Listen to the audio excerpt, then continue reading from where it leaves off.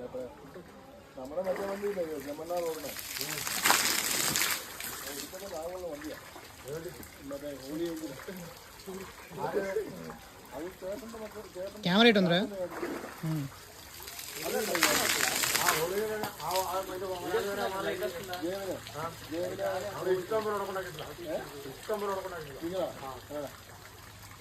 അങ്ങനെ വേറുമാണെങ്കിൽ അതന്നെ അവർ തൊടുക